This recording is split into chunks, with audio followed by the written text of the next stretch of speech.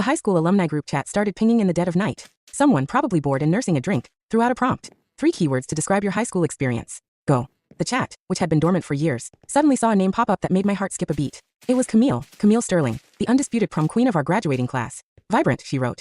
Passionate. Then, after a deliberate pause, she added one more. And Nate. The chat exploded. Even after a decade, they were still the couple of our high school's tragic lore. The rebellious, wealthy bad boy and the ethereal, gentle honor student. They had loved each other with a raw, burning intensity that everyone envied, only for it to end in a messy, rain-soaked heartbreak the summer after graduation. Every person in that chat had been a witness to their epic saga, including me. I shifted my gaze to Nate, who was sleeping soundly beside me. The jagged edges of the boy I once knew had been smoothed over by time and tailoring. Nathaniel Vance was no longer the leather jacket-wearing delinquent. He was my husband, distinguished, composed, and completely, utterly indifferent to me. That old thorn, the one I'd pushed deep into my skin years ago, began to throb with a dull, familiar ache. 1. It seemed the onlookers were more invested in the ghost of their relationship than the actual people involved. Camille's Instagram says she's single. But Nate, does anyone actually know? He went dark after the breakup, dropped out of the loop completely. Now the only place I see him is on Bloomberg. Please, the man is a machine. No scandals, no tabloid shots, just work. There's no way he has a girlfriend. Makes sense. When you lose the love of your life that young, everyone else is just noise. Why did they actually break up anyway? Classic ego. She wanted to head to the Sorbonne. He was being a prick about it. They both leaned into the drama instead of the compromise. Ugh, it's like a second-chance romance novel waiting to happen. I'm obsessed. They kept spinning the fantasy, and I kept my mouth shut. I stared at the ceiling, wondering if I was the noise. Was I just the compromise he made when he realized he couldn't have the real thing? I reached over to turn off the lamp, but Nate's phone lit up on the nightstand.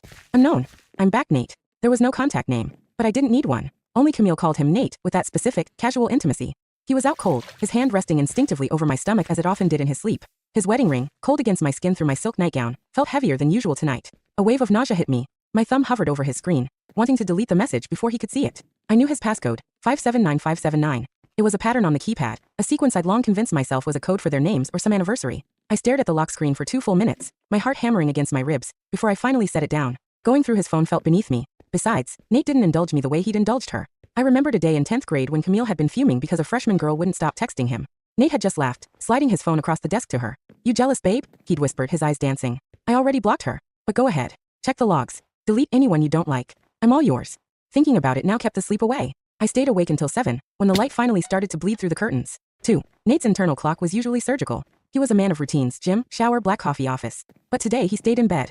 He stared at his phone for a long time, his thumbs moving slowly as he typed. He didn't get up until 8. Nate. I called out as he stood by the dresser. Yeah. The high school centennial is this weekend. Are you going? We weren't the kind of couple that shared everything. We shared a bed, a mortgage, and a quiet life, yet I had to find out about the biggest event of the year from a group chat while he slept inches away. He paused, adjusting his cufflinks. Yeah. Are you? I shook my head. High school wasn't a highlight reel for me.